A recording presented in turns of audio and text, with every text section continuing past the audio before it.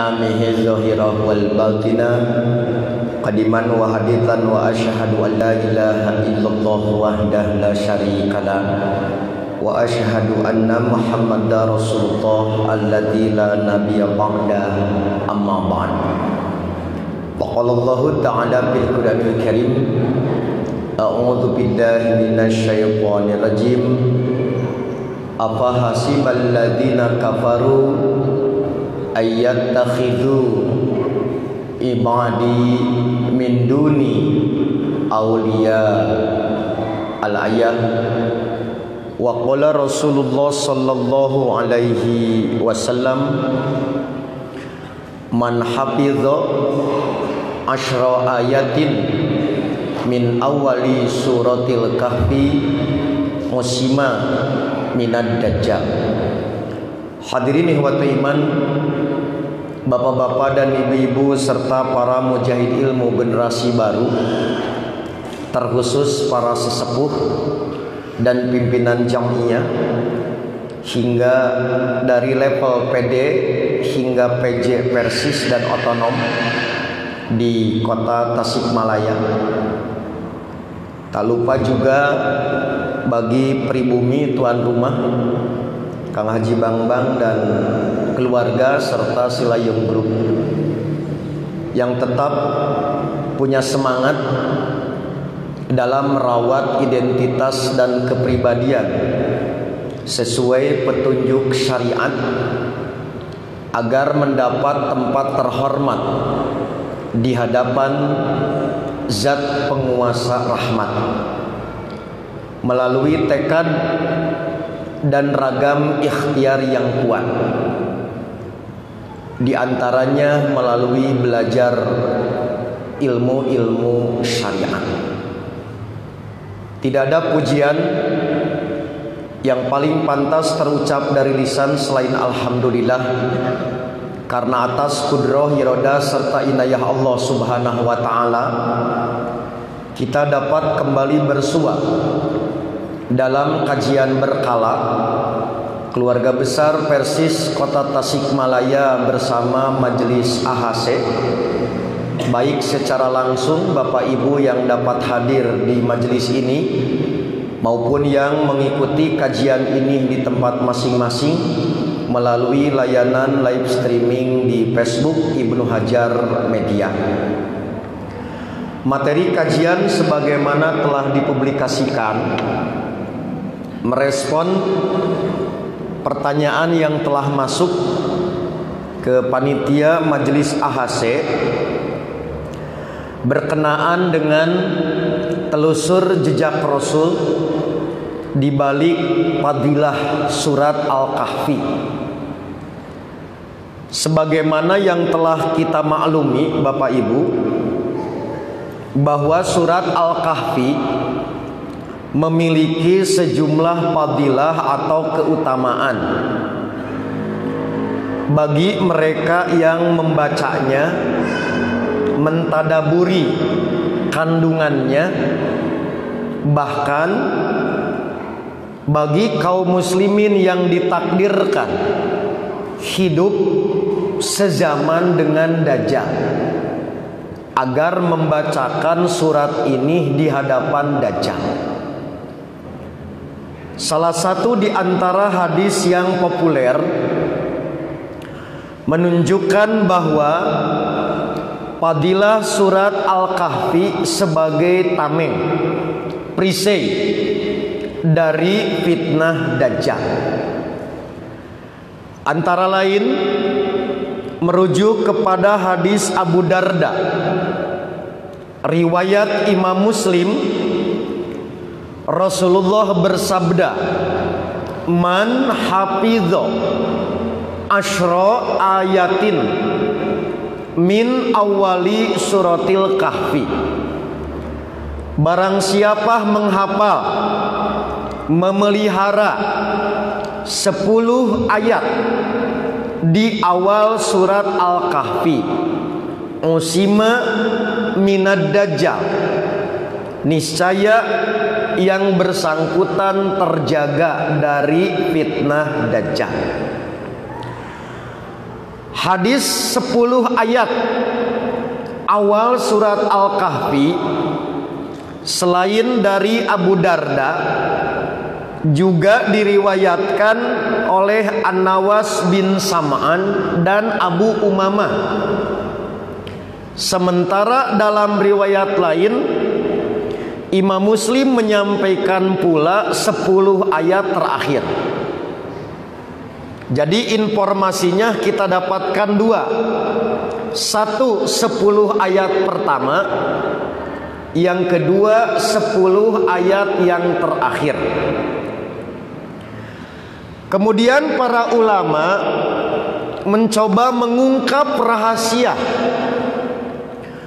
di balik fadilah mengapa 10 awal sebagai perisai, sebagai tameng dari fitnah Dajjal. Mewakili sejumlah para ulama, Imam An-Nawawi menyampaikan latar belakang kedahsyatan surat Al-Kahfi sebagai tameng.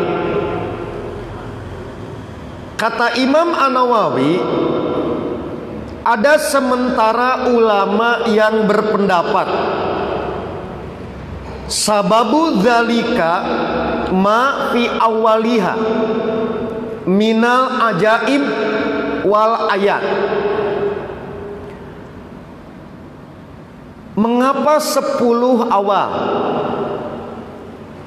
Sebab kata beliau, bagi yang mentadaburi 10 ayat awal surat Al-Kahfi, di situ pasti akan mendapatkan keajaiban dan tanda-tanda kekuasaan Allah, sehingga Dajjal yang mengklaim dijaya sebagai Tuhan dibanding dengan keajaiban dan tanda-tanda kekuasaan Allah, maka klaim pengakuan Dajjal dijaya itu tak akan berharga di hadapan ayat-ayat Allah ini.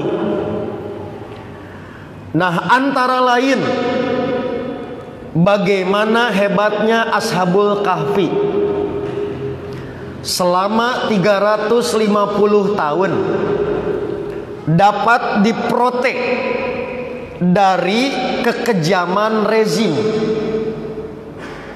sehingga masyarakat pada umumnya takluk, tunduk. Ashabul Kahfi steril dari penindasan rezim yang demikian bebal. Maka begitu juga orang yang mentadaburi surat Al-Kahfi, dia akan selamat dari kekejaman Dajjal. Tak ubahnya Ashabul Kahfi dari kekejaman rezim yang dolim.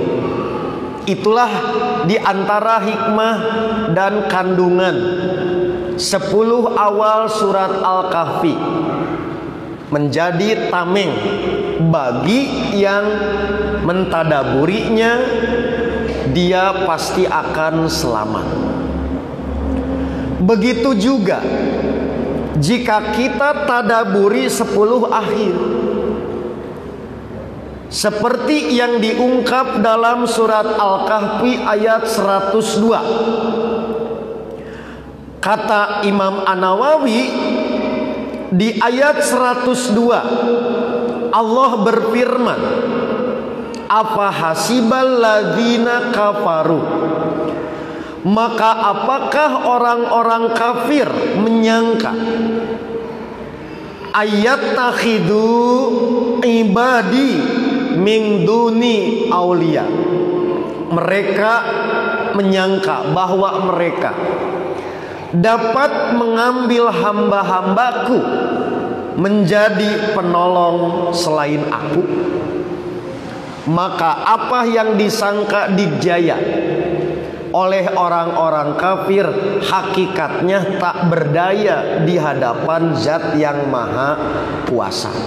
Itulah diantara petunjuk mengapa 10 awal dan 10 akhir dapat berkhasiat menjadi perisai dari fitnah Dajjal.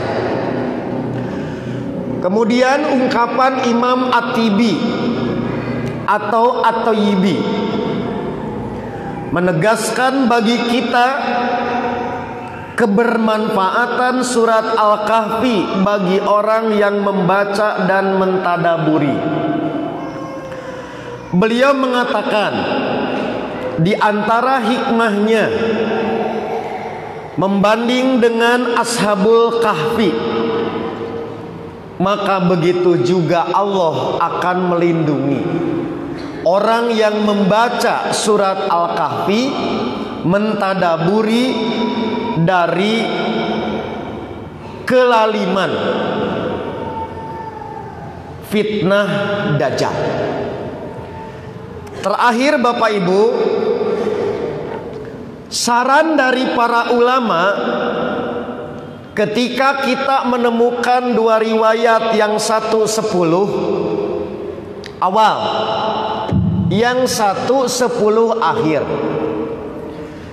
Salah satu di antara saran untuk kompromi, thoriqatul jam'i, dikonvergensi, yaitu menyebut 10 di awal dan disebut 10 di akhir, menunjukkan hade nama baca kabeh.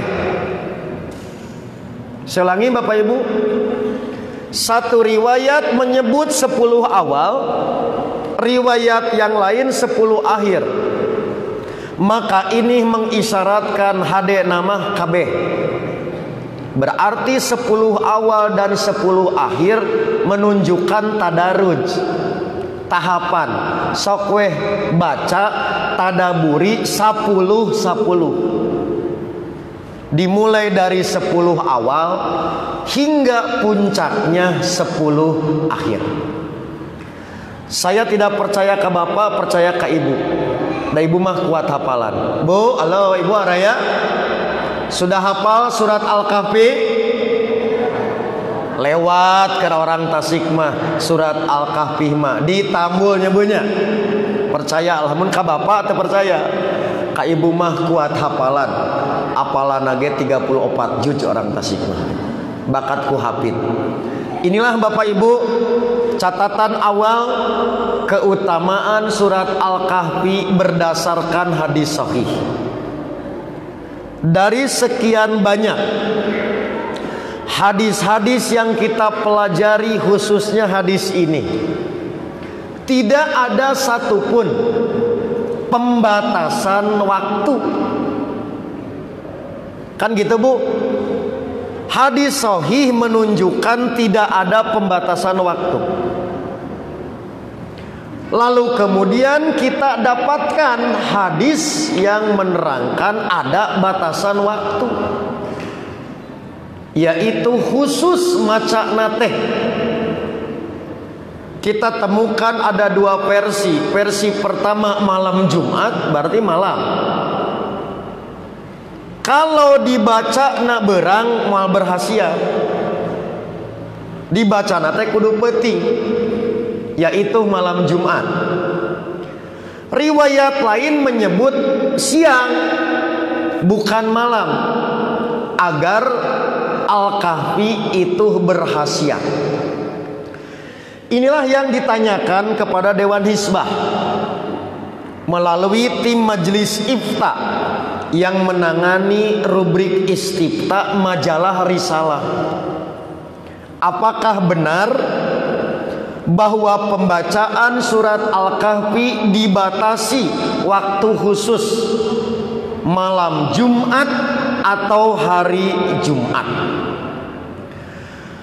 Maka Dewan Hizbah menemukan beberapa keterangan yang membatasi pembacaan baik malam atau hari Jumat.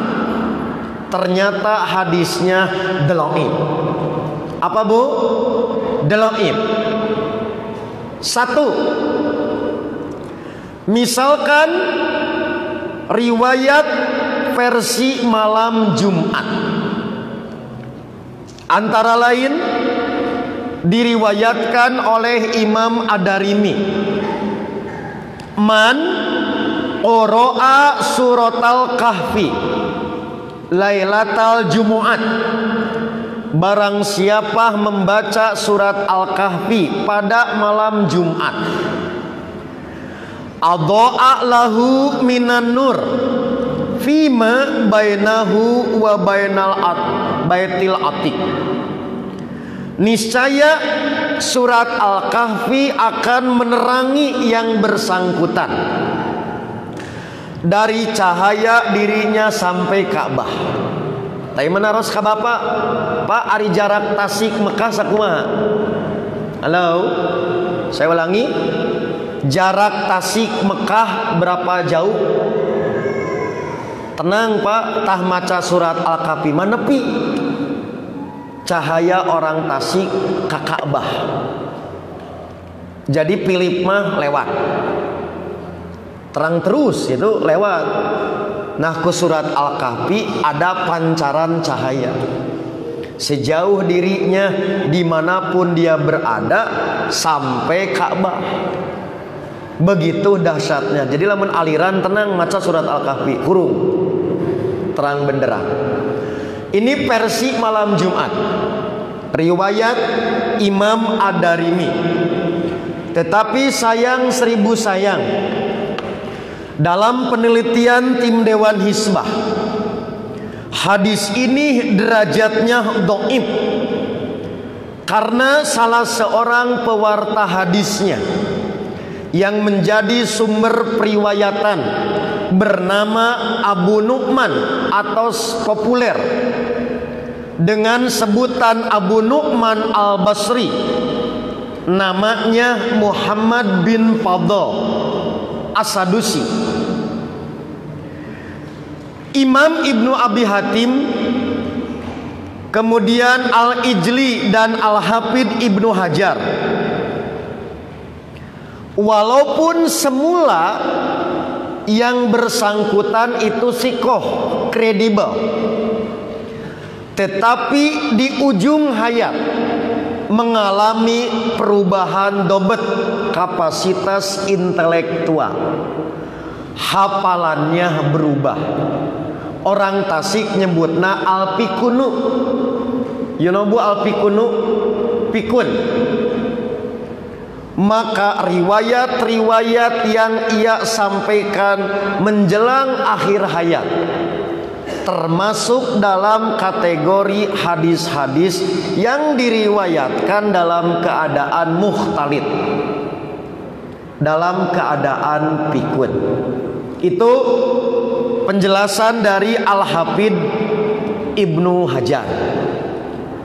Apa yang disampaikan oleh Al-Hafidh sejatinya juga telah diingatkan oleh ulama sebelumnya, antara lain Imam Ad-Daruqutni. Maka hadis-hadis yang ia miliki setelah mengalami perubahan hafalan menjadi tercampur. Asalna hadisna sararohi, hadisna mulus, setelah mengalami perubahan hafalan tampaknya jadi terkontaminasi, tercampur, sehingga hadis-hadisnya menjadi munkar. Itu dalam keterangan Imam Ad-Daruqutni. Di antara bukti Bapak Ibu, yang bersangkutan pikun, hafalannya berubah. Ternyata dibanding dengan keterangan para wartawan hadis yang lain, ternyata tidak menggunakan ungkapan malam Jumat. Nah, kata-kata malam Jumat itu ciri yang bersangkutan berubah hafalan. Sebab wartawan hadis yang lain tidak menggunakan ungkapan malam Jumat, maka tambahan dari yang bersangkutan, bukan dari Nabi adanya keterangan malam Jumat. Itulah diantara sebab hadis maca surat Al-Kahfi dibatasi malam Jumat. Hadisnya dhaif. Penyebab dhaifnya ada rawi yang disebut Abu Nu'man. 2. Versi hari Jumat siang hari. Yang tadi versinya malam hari. Membaca surat Al-Kahfi dibatasi waktu siang hari Jumat. Antara lain ditemukan dari Abu Sa'id Al-Khudri, misalkan dalam riwayat Imam Al-Hakim dan Imam Al-Baihaqi. Di situ dinyatakan sabda Nabi, inna man qara'a suratal kahfi yaumal jumu'ati. Sesungguhnya barang siapa yang membaca surat Al-Kahfi siang hari Jumat. Kalau yang tadi malam Jumat mah akan memberikan cahaya antara diri dengan Ka'bah, maka khasiat versi hari Jumat yaitu surat Al-Kahfi itu akan memberi cahaya baginya 1 minggu dari Jumat ke Jumat. Jadi ibu bercahaya moal pareum saminggueun. Kosmetik Wardah lewat, Marta Tilar lewat, ku surat Al-Kahfi maka durasi 1 mingguan bercahaya. Siap bu? Tenang, surat Al-Kahfi ready stock ibu mah kuat hafalan. Siapa yang tidak tertarik dengan hadis ini? Tentu sekiranya sahih, memiliki magnet yang demikian hebat. Tapi kembali sayang 1000 sayang, hadis ini dhaif. Apa bu? Dhaif. Nah, kasus siang hari ternyata dalam penelitian Dewan Hizbah, di dalam sanadnya ada seorang pewarta hadis bernama Nu'aim bin Hamad bin Muawiyah. Sama seperti kasus malam Jumat. Ternyata hari Jumat juga bersumber dari rawi yang banyak salah. Lagi-lagi hafalannya, kapasitas intelektualnya error, terganggu. Jadi jalmi teh jujur tapi banyak keliru dalam periwayatan hadis. Kalau yang tadi malam Jumat, bukti dia buruk hafalan pikun, ada penambahan kata malam Jumat. Sementara dalam kasus yang kedua, untuk rawi Nu'man bin Muhammad, di antara bukti kelirunya, ternyata apa yang dia riwayatkan menyalahi banyak pewarta hadis lain yang kredibel, yang sikoh, tanpa ada penjelasan tentang hari Jumat. Contoh bu, ini kata Dewan Hizbah, misalkan Syu'bah dalam riwayat Imam An-Nasai, dalam riwayat Al-Hakim Begitu juga dengan Sufyan Ats-Tsauri yang diriwayatkan oleh Imam An-Nasa'i dan Imam Abdul Razak. Dua ulama besar, pakar hadis, pakar fikih ini tidak sedikit pun di dalam konten periwayatannya membatasi waktu pembacaan hari Jumat. Maka dari situ kuat diduga bahwa kata-kata hari Jumat itu sisipan, tambahan, idraj dari rawi yang bersangkutan karena buruk hafalan. Nah, itulah bukti yang bersangkutan adalah banyak keliru. Jadi Bapak Ibu, kita menemukan dua penjelasan. Satu, malam Jumat. Kata-kata malam Jumatnya juga idraj, sisipan atau bukan dari Nabi, made in rawi Abu Nu'man. Sementara dalam kasus kedua, yaitu yaumal Jumat, maka batasan hari Jumat lagi-lagi juga menunjukkan itu sisipan, tambahan, bukan dari Nabi, tetapi made in rawi. Hanya kasus yang kedua sumbernya dari Nu'aim bin Hamad. Maka dengan demikian Bapak Ibu, kita mengetahui hadis yang membatasi pembacaan surat Al-Kahfi baik malam Jumat maupun yaumul Jumat, hari Jumat, bukan berasal dari Nabi, tetapi sebagai produk yang gagal dari rawi yang banyak salah, dari rawi yang buruk hafalan atau berubah menjadi pikun. Kemudian Dewan Hizbah juga menemukan ada redaksi lain tanpa menyebut hari, tapi ada fadilah yang berbeda dari hadis yang sahih. Contoh, barang siapa membaca surat Al-Kahfi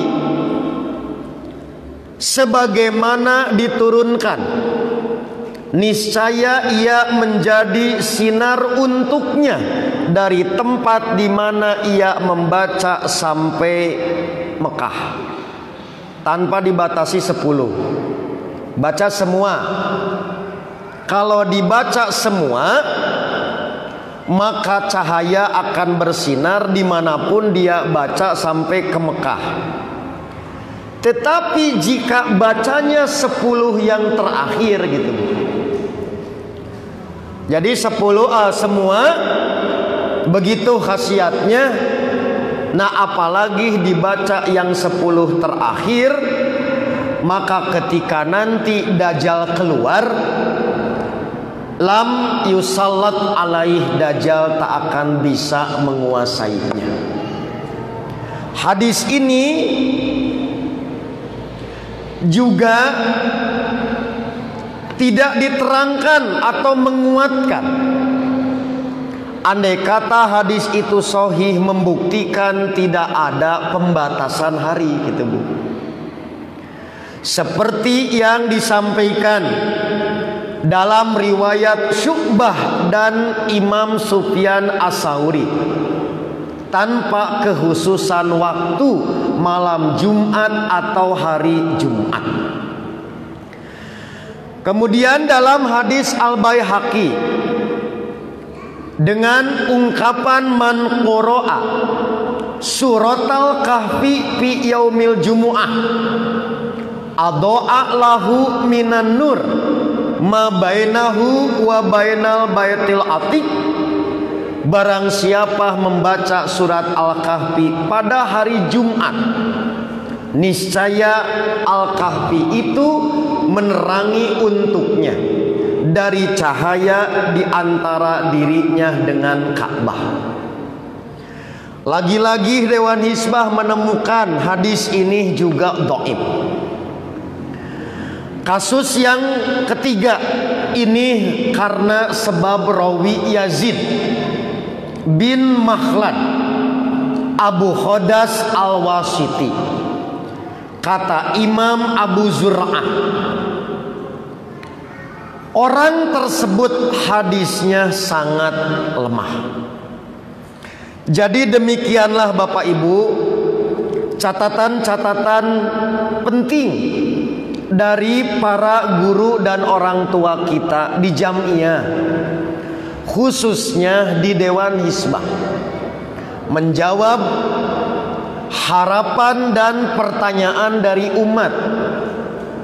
Bagaimana kedudukan hadis membaca surat Al-Kahfi dalam batasan hari tertentu, terkhusus malam Jumat atau hari Jumat, sehingga tidak berlebihan Bapak Ibu.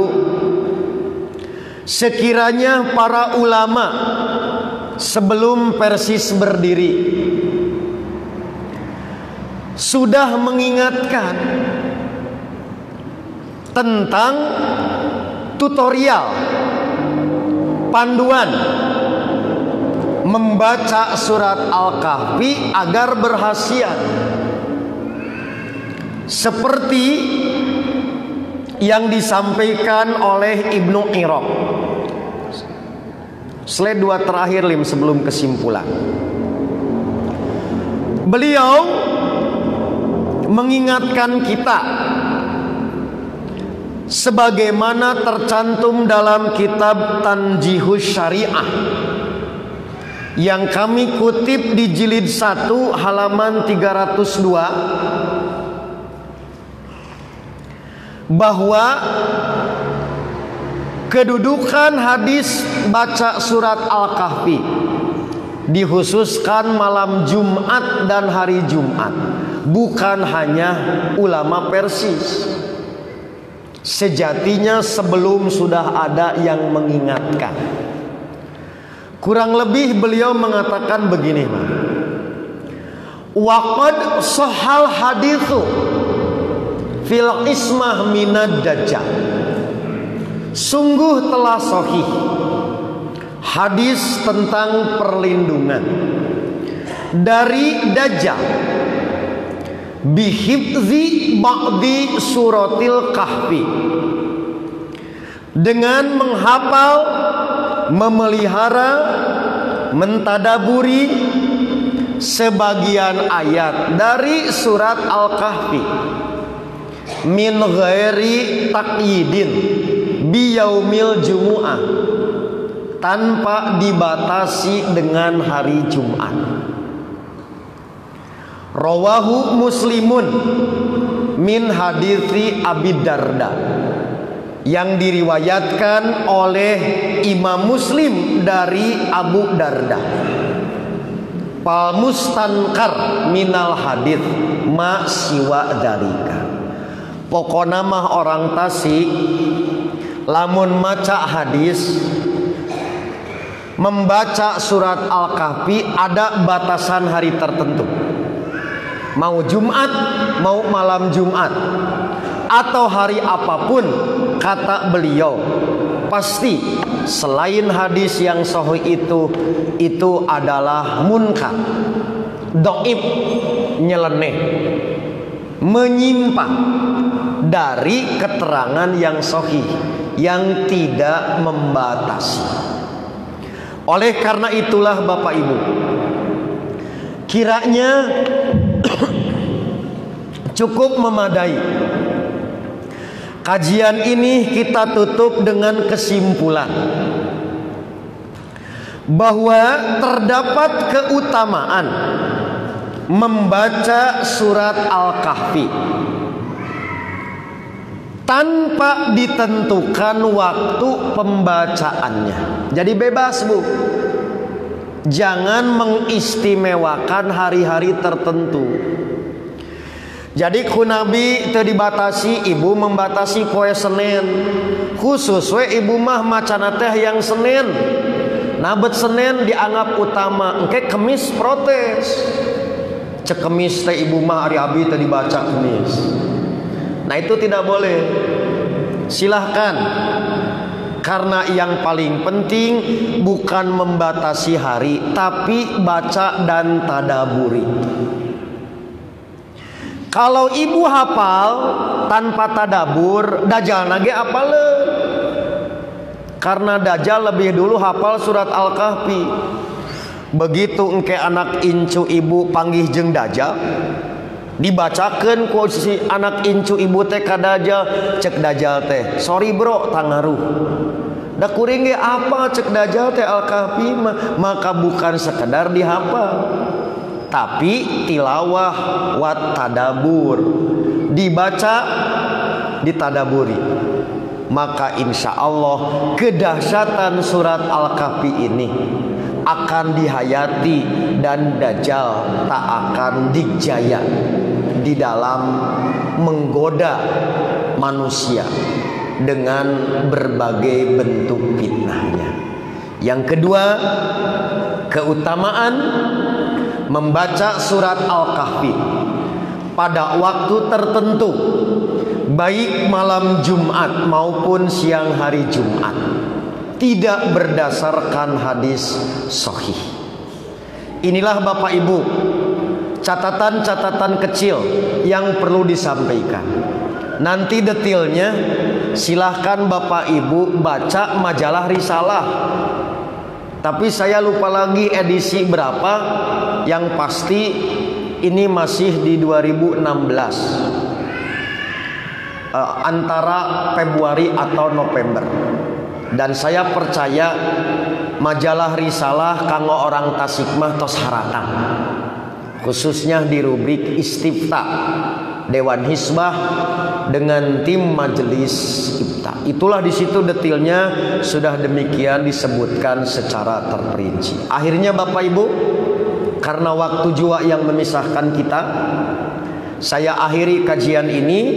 Tetapi seperti biasa, kajian tak akan dibubarkan kalau tidak mencapai pertanyaan sampai 1200, karena nanti MC yang akan menjawab.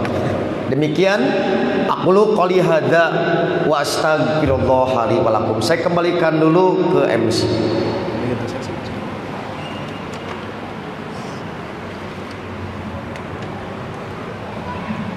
Pertanyaan apa tadi? Dan ada iya kata-kata kenapa bisa? balik langsung mangga. Iya. Siap. Jazakallahu khairan katsiran kepada Ustaz yang sudah memaparkan materinya. Alhamdulillah dari awal materi sudah disampaikan kepada kita semua. Mudah-mudahan apa yang telah disampaikan oleh Ustaz bisa menjadi ilmu yang bermanfaat bagi kita semua. Sebelum acara ini ditutup, barangkali ada yang mau ditanyakan lebih dahulu. Terus palinter orang Tasikmah. Oh ya Haji Koni. Kan? Tilu wae teh nanti Hiji lah. Ya Ji, sebatkan nama, domisili dan hobi gitu. Dan pada setiap saat suatu pelindung diri kalian kalau main yang bekerja Dajjal itu kan di zaman dahulu itu masalah itu Ya. tapi ulang pengalaman datang aja seperti Dina Haji itu apa Ya. satu itu kan sifat mungkin itu berlindung diri orang tidak sifat Dajjal. Kalau sifat Dajjal dari dulu sampai sekarang zaman Nabi itu sifat Dajjal mementingkan dunia kan akhirnya kan Dajjal itu Ya. nah gitu Ya. Eta Ji, lihat Ji. Seperti yang pernah saya sampaikan, bahwa Dajjal itu ada dua kategori. Satu, ada dajjal sosok. Dajjal sosok tidak banyak, cuman satu. Sampai diterangkan sifat fisiknya. Antara lain, bukan bermata satu seperti propaganda selama ini di tengah, Ji. Yang kemudian ditafsirkan Illuminati, itu cocok logi, dicocok-cocok. Karena hadis yang sahih menyebut matanya dua, tapi yang satu cacat, yang satu buta, menonjol bagaikan anggur. Itu contoh fisik. Kemudian berambut keriting, tolong cek rambut Anda. Kan gitu. Tinggi besar dan mandul. Maka Dewan Hizbah mengajarkan, kalau hadis menyebut secara dohir, pahami dohir, kecuali ada dalil yang boleh mentakwil, maka yang ini tak boleh diartikan sifat atau simbol karena ada sosoknya. Itulah yang bergelar Al-Masih. Sementara sebelum muncul yang sosok, Nabi mengingatkan akan muncul dulu dajjal-dajjal kecil. La taqumu sa'ah hatta yub'atsa dajjalun kadzabun qaribun min salatin. Tidak akan terjadi kiamat sebelum muncul dajjal-dajjal. Apa, Bu? Yaitu kulluhum yaz'umu annahu Rasulullah. Semuanya mengklaim, mengkampanyekan sebagai nabi. Maka dajjal kecil indikasinya gerakan nabi palsu. Itulah yang disebut dengan cara pandang sebelah. Ningali kaduniaan wungkul, agama diruksak tanu eta, Ji. Oke, mari sekarang baca hadis doa. Di hadis doa itu ada pengikat, Ji. Wa min fitnatil masihid dajjal. Karena dalam doa itu ada ungkapan Al-Masih, tidak boleh diartikan yang lain-lain. Karena yang bergelar Al-Masih cuma satu, yaitu Dajjal sosok. Jadi nggak ada soal, Ji, pada tiba heula ngapal kenana. Emang orang apal umur justru teu apal. Maka Dajjal besar itu bisa cepat bisa lambat. Tak jadi soal dibaca tiba heula can kajadian wae cenah gitu. Padahal hadis itu bukan nangtang hayang panggih. Justru hadis eta teh lain kieu, lantaran urang geus ngadoa, urang panggih lain, ditakdirkan kita kaumuran gitu maksudnya. Ya Allah, sekiranya kaalaman cekolot urang teh nalika Amin Muhtar can lahir, kolot urang geus ngadoa, sekiranya kami mengalami masa Dajjal, maka kami memohon kepada Engkau dari fitnah-fitnah Dajjal. Maot sepuh urang teji gitu. Hadir deui putrana ngadoa deui. Justru karena teu apal Dajjal ini kapan akan datang. Nah, jadi tidak boleh mengartikan doa wa min fitnatil masihid dajjal diartikan Dajjal yang lain-lain. Itu satu, yaitu yang bergelar Al-Masih hanya satu, Dajjal akhir zaman. Sementara yang kecil-kecil mah ayeuna ge geus aya gitu. Jadi mungkin doa itu berarti kan jalan teh ulah sampai mempohokeun akhirat kan banyak itu kan baheula oge kan jalan teh sebatas itu kana PBA kan juga akhirat kan mungkin kumaha teh tak aya hubungan, Ji. Eta mah bukan kuwamin fitnatil masihid dajjal, tapi kurdaksi sebelumnya wamin fitnatil mahya. Kan gitu hadisnya teh, Ji. Ta'awad min arba'in, berlindunglah dari 4 perkara. Wa min mahya wal mamat, Nah tos ku eta tekedah ku dajal nu eta mah yaitu kita tergoda oleh dunia. Itulah yang dimaksud wa min fitnatil mahya wal mamat, dan sakaratul maut, juga fitnah saat di alam barzah setelah wafat dari fitnah kubur. Beres ji bab dunia mah tekedah nganggo nu dajal. Maka ketika disebut bab dajjal berarti khusus, tidak termasuk yang diinginkan karena sudah tercover oleh fitnah mahya. Gitu maksud Haji. Siap? Ya, jadi tidak boleh memalingkan makna hadis tanpa dalil. Kitu we eta mah dajjal mah khusus diistimewakan supaya apa? Intinya kita waspada. Begitu? Silakan yang lain sebelum membacakan yang masuk.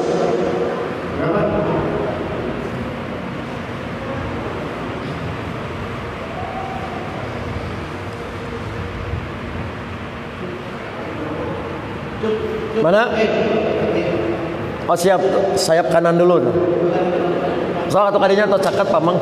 Assalamualaikum warahmatullahi wabarakatuh. Betul Ustaz, sering jaga di sebelah sana. Ya. Sebagian kaum muslimin tidak ayat awal. Sebagian kaum muslimin di ayat awal suka membaca sholawat nanti juga Allahumma sholli ala sayyidina Muhammad.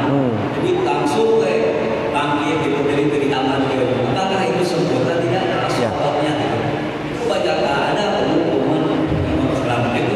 Jadi sholawatnya sampai Allahumma sholli ala sayyidina Muhammad. Efektif ke depan. Ya. Maka itu betul. Ya. Sudah? Ya, lihat Bapak Ibu. Jadi tasyahud ya. Tasyahud termasuk salah satu di antara hay'ah salat kategori wajib. Bahkan yang lain menyebut rukun. Tidak pernah di dalam pelaksanaan tasyahud sholawatnya tidak tamat, maka harus seperti biasa komplit. Karena antara tahiyat awal dan tahiyat akhir atau tasyahud awal dan tasyahud akhir tidak ada perbedaan, yaitu harus ditamatkan. Jangan sampai kepada Muhammad saja, harus seperti biasa sampai selesai. Itulah yang dimaksud dengan tasyahud awal dan tasyahud akhir tidak ada beda.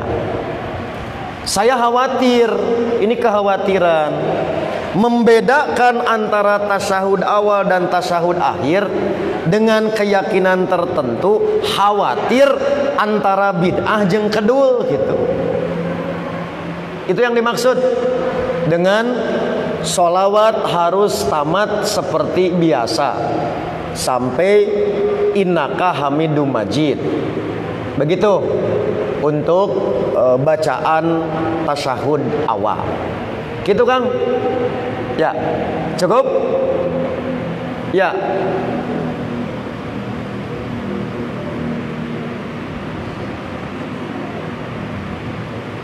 Bismillahirrahmanirrahim. Ustaz, karena dari Raja Polas. Ya. Setelah kita mendengar pemaparan tadi bahwa memang jelas tidak ada kaitan waktu tertentu untuk membaca surat Al-Kahfi. Kemudian kenyataan atau fenomena yang sering kita temukan ada juga yang membaca surat Yasin maupun jika sudah pendek Qul Falaq bin Nas. Ada juga orang yang punya Quran sunnah tapi tidak juga membacanya. Ya. Ada kayak waktu Mutafatir, akhirnya terbaca. Ya, ya. Baca. Nah, Ustaz, yang ingin ditanyakan sebetulnya selain Al-Kahfi tadi, Yasin maupun Falaq bin Nas atau Qul tadi, ini bagaimana kedudukannya? Ya, oke. Ya. Ini karena kebetulan sebagian telah dibahas ya. Ya, kembalilah tadi mudah-mudahan memang majalah Risalah sudah sampai ke tangan Bapak Ibu, karena semua pertanyaan itu sebetulnya sudah dibahas. Mungkin perlu tadi juga dibahas secara lisan dalam pengajian, agar biasanya lebih cepat daripada titah maca. Itu catatan di Jamiah Persis. Yang kedua, khusus nanti di pesantren Ibnu Hajar tiap hari Kamis pagi, memang si kurikulumnya sedang masuk pembahasan itu. Nah, kemarin kita bahas tentang ayat kursi. Ayat kursi dalam pembacaan sesuai sunnah dan hukum bidah. Begitu juga nanti akan dibahas tentang Yasin. Satu, umumnya mendengar kata Yasin terbayang kematian, karena sangat besar pengaruh, yaitu Iqra'u Yasin ala mautikum, bacakan Yasin kepada orang yang telah wafat, dipahaminya begitu. Dua, leungit anak baca Yasin. Aya debt kolektor di uudag baca Yasin. Watir nasib Yasin. Demikian parah untuk perkara-perkara yang buruk. Maka oleh ulama Persis dirubah cara berpikir dan hubungan kita dengan Yasin. Satu di antaranya yaitu tentang penciptaan alam semesta, khususnya penciptaan manusia berpasang-pasangan.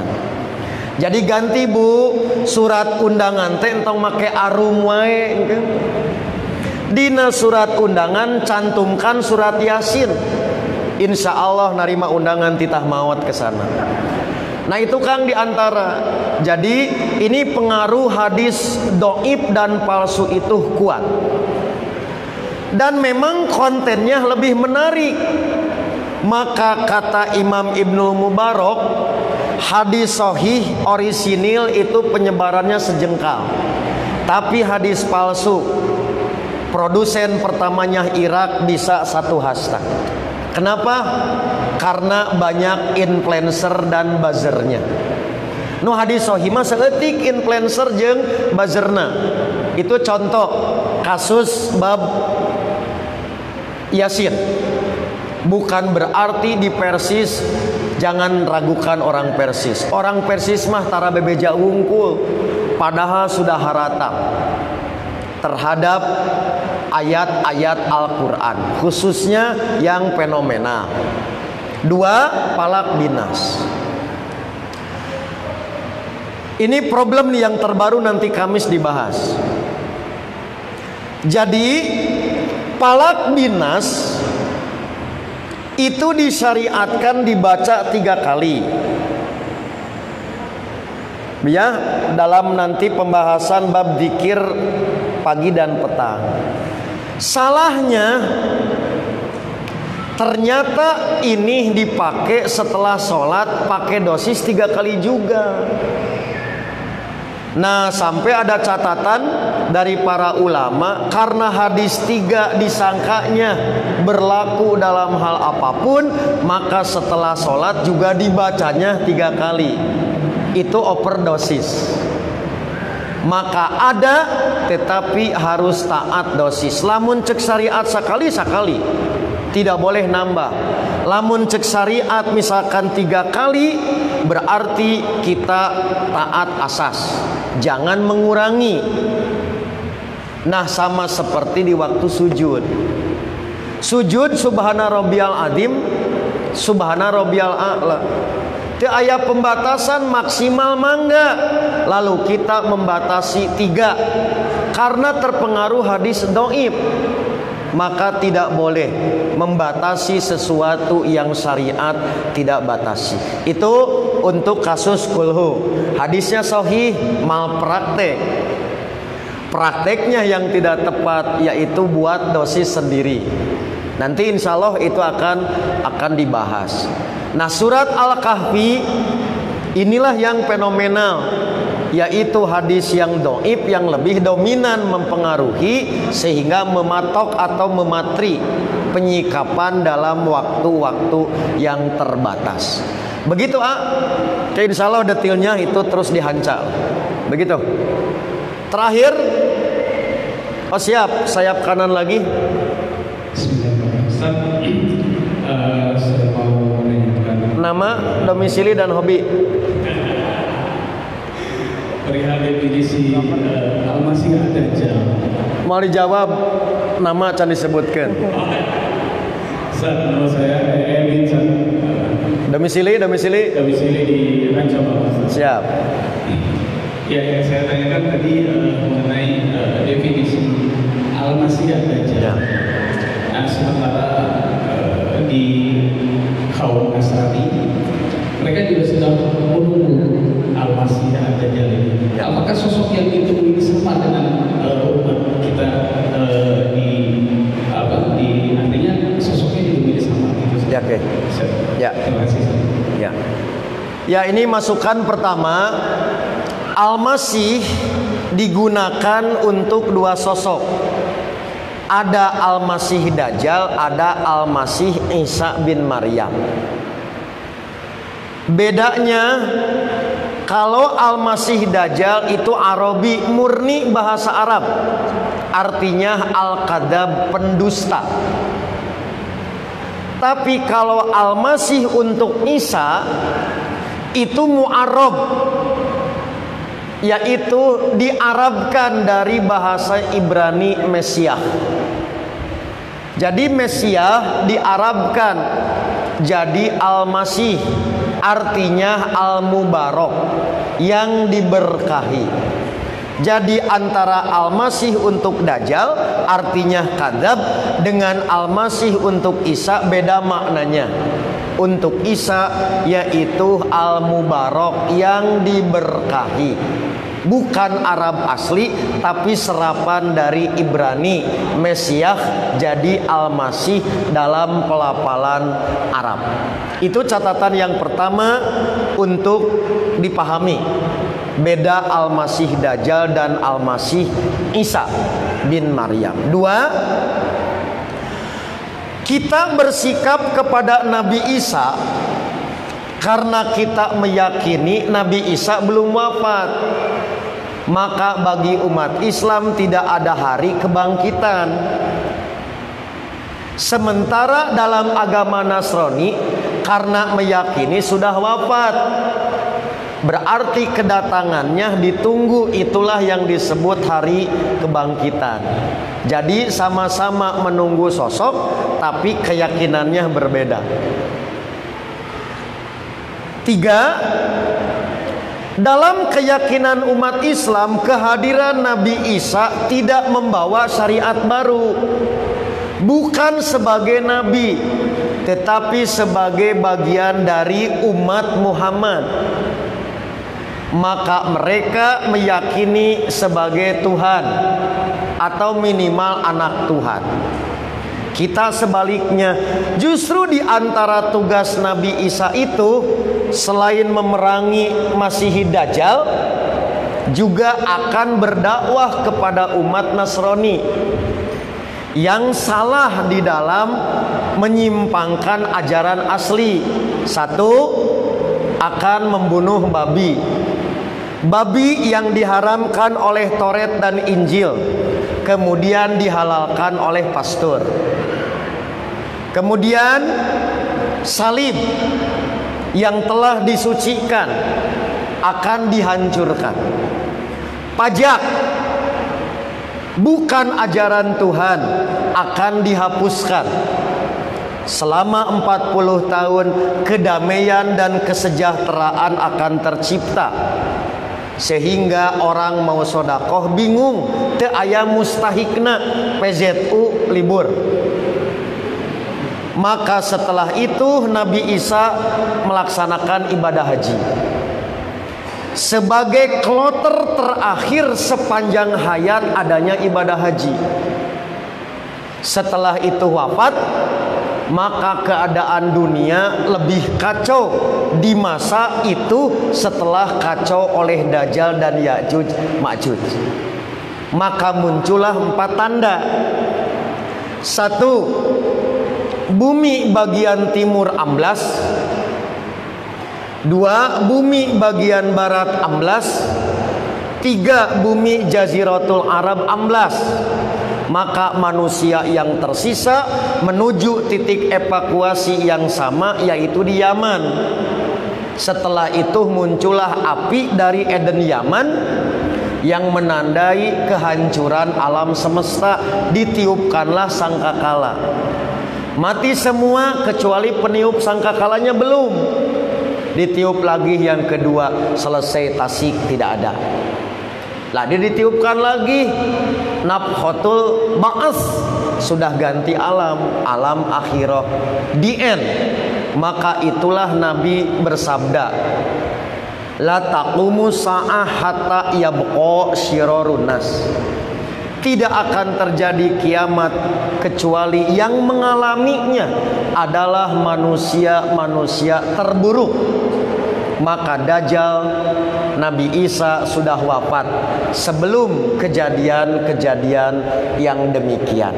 Itulah sosok yang sama, tapi disikapi karena ada keyakinan yang berbeda. Gitu Kang? Ya. Terakhir asli ada pertanyaan masuk, sudah masuk 10 pertanyaan. Bagaimana status uang sisa dari saham kurban, saldo kurban apakah menjadi hak panitia?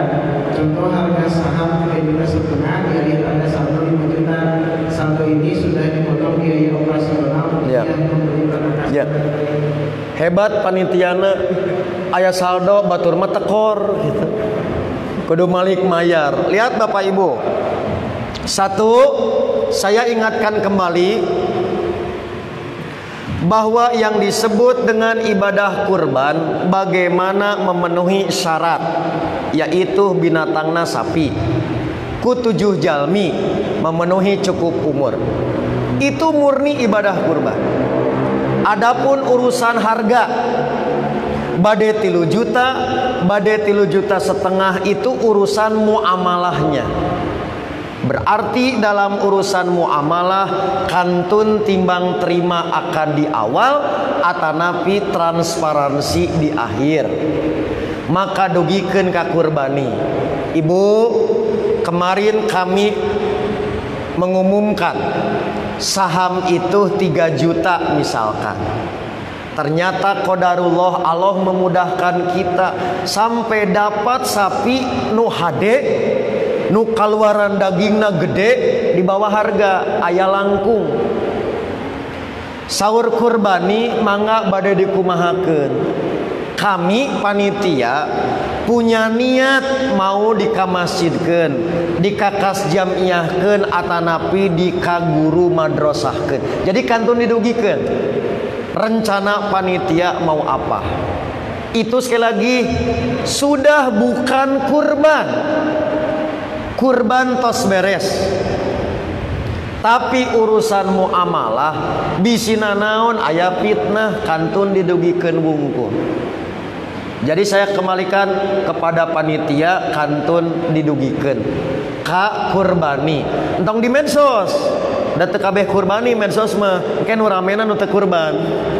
Nah, jadi kantun Sailan Bu Haji, alhamdulillah atas bantuan Bu Haji sukses kurban teh aya saldo. Panitia ku emutan urang dikamadrosahkeun we ka jamiah, ka para mujahid dakwah, tapi teu langkung kurbani. Nya itulah urusan muamalah, bukan berpengaruh terhadap sah dan tidaknya kurban. Intina bisipi omongeun sakitu bungkul. Begitu ya. Umpama jika ada margin lebih dari saham kurban yang cukup untuk 1 ekor sapi, terus dibelanjakan pada 1 ekor sapi atas inisiatif panitia, bagaimana statusnya?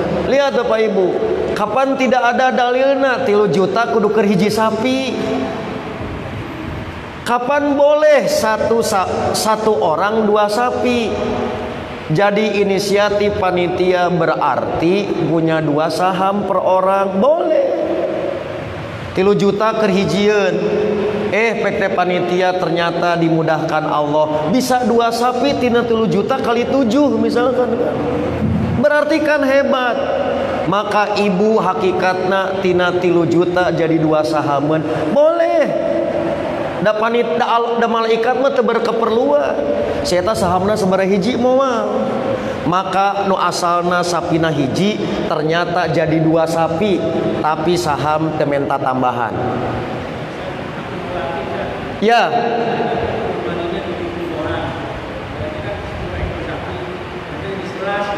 Iya, jadi tambahan dari situ nu penting puguh saha nu kurbana.